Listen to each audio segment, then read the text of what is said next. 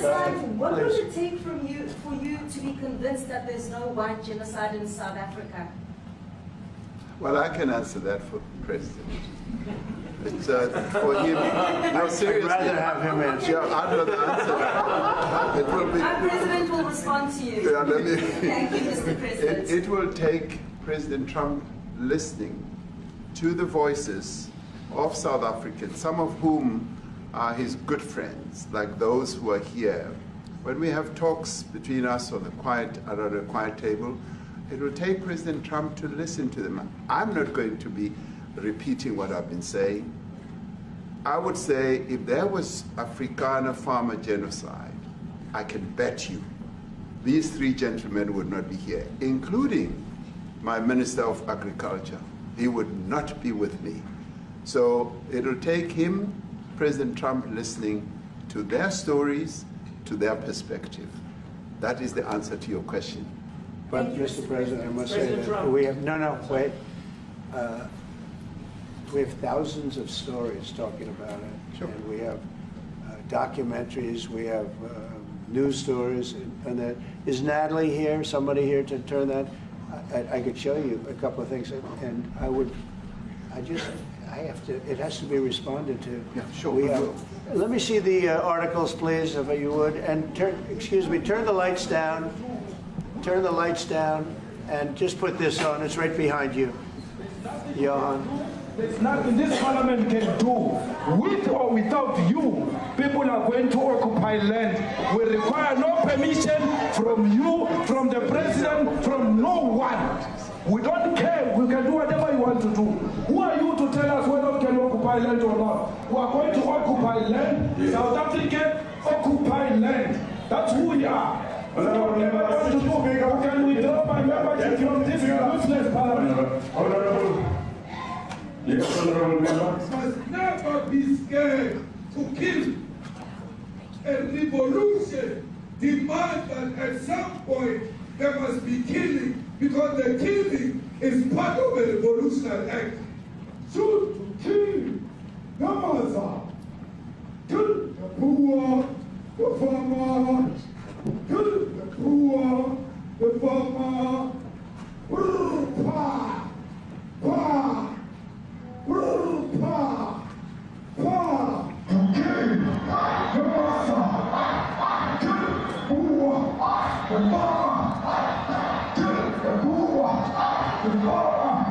The mayor of DA in PE is a white man. So these people, when you want to hit them hard, go after a white man. They feel a terrible pain because you have touched a white man. Not because Mashaba and Soli will not be touched. They will be touched, no one. But we are starting with this whiteness. We are cutting the throat of whiteness. Shoot to kill, Yamaza. Kill the brewer, the farmer. Kill the brewer, the farmer. Pa, pa, pa. Shoot to kill, Yamaza. Kill the brewer, the farmer. Kill the brewer, the farmer. Pa,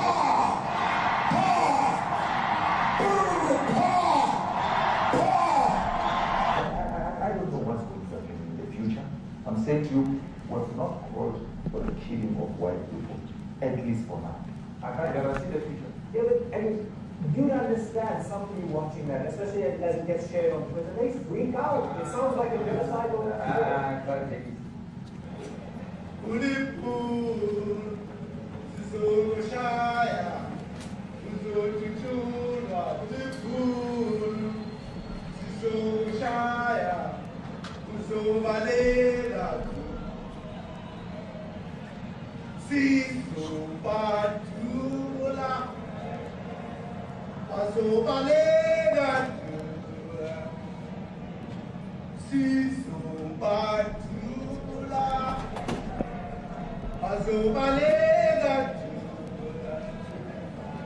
Who will expropriate land without compensation, whether they like it or not, if they object, they can seek refuge in America.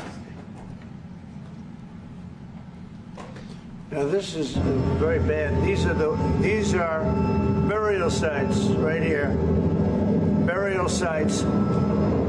Over 1,000 of white farmers, and those cars are lined up to pay love on a Sunday morning. Each one of those white things you see is a cross, and there's approximately 1,000 of them. They're all white farmers, the family of white farmers. And those cars aren't driving, they're stopped there to pay respects to their family member who was killed. And it's a terrible sight. I've never seen anything like it. Both sides of the road you have crosses.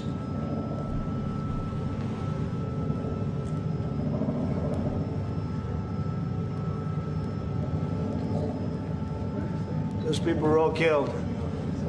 Have they told you where that is, Mr. President? No. I'd like to know where that is, because this I've never seen. But, okay. I mean, it's in South Africa. That's where. We need to find out.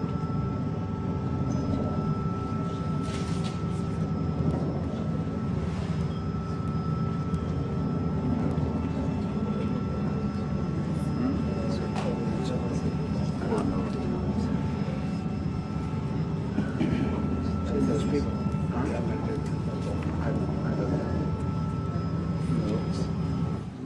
Okay. Mr. President, the Pentagon announced that it would be accepting a Qatari jet to be used as Air Force One. What are you talking about? What are you talking about? You know, you to get out of here. What does this have to do with the Qatari jet? They're giving the United States Air Force a jet, okay?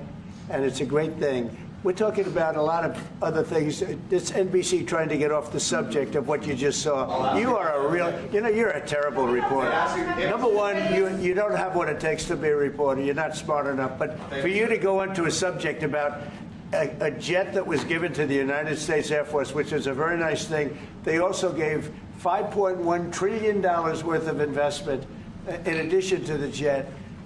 Go back, you ought to go back to your studio at NBC, because Brian Roberts and the people that run that place, they ought to be investigated. They are so terrible the way you run that network, and you're a disgrace. No more questions from you. Go ahead.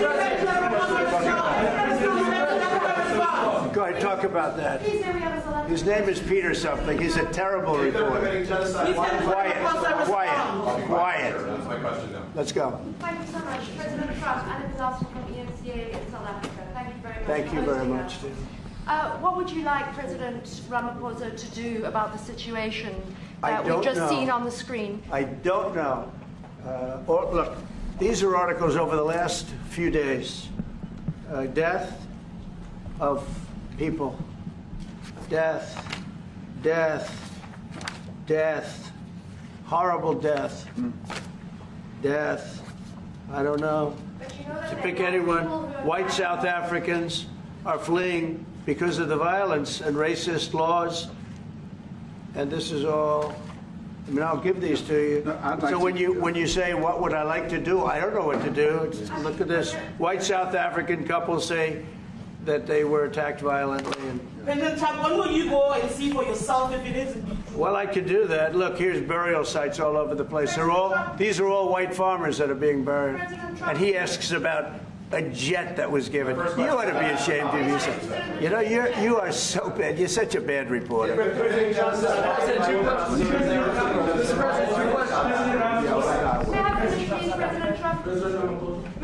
This is one after another. This family was wiped out. I'm just looking. Can we get a response from President Ramaphosa? Your reaction to those videos, Mr. President? Well, I think the videos are so. No. When you look at the videos, I mean, how does it get worse?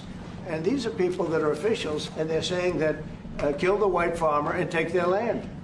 That's what it is. And I have other friends in South Africa. I have people that left. One in particular that says you can't go there. He said they want to take your land, and they kill you. it's okay, and they say it's okay to do. Now, we're going to talk about it, but this is a tremendous, look, this is a story recent. These are all people that recently got killed. Yeah. And I don't know how it can get any worse. These are and you know, the men that you saw, the people that you saw in that movie, those are officials. Those are people that were in office. They had one march, they had a dance in your parliament, whatever you may call it, legislature. Well, let me clarify that. Yeah, let me clarify that, because what you saw, the speeches that were being made, one, that is not government policy. We have a multi-party democracy in South Africa that allows people to express themselves, political parties to adhere to various policies, and in many cases, or in some cases, those policies do not go along with government policy. Our government policy is completely against what he was saying, even in the parliament. And they're a small minority party, which is allowed to exist in terms of our constitution. But you do allow them to take land. No. You do allow them to take land. Nobody can take land. And then when they take the land, they kill the white farmer. And when they kill the white farmer, nothing happens to them. No, there is nothing happens to them. There is criminality in our country. People who do get killed, unfortunately, through criminal activity, are not only white people.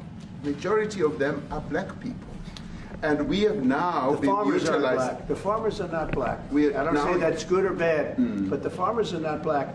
And the people that are being killed in large numbers, and you saw all those grave sites, and those are people that loved ones going, I guess on a Sunday morning, they told me, to pay respect to their loved ones that were killed. Their heads chopped off. They died violently. And, you know, I mean, we're here to talk about it, and I didn't know we'd get involved here. But I will say this, that if the news wasn't fake, like NBC, which is fake news, totally, one of the worst, ABC, NBC, CBS, horrible. But if they weren't fake news like this jerk that we have here, if we had real reporters, they'd be covering it. But the fake news in this country doesn't talk about that.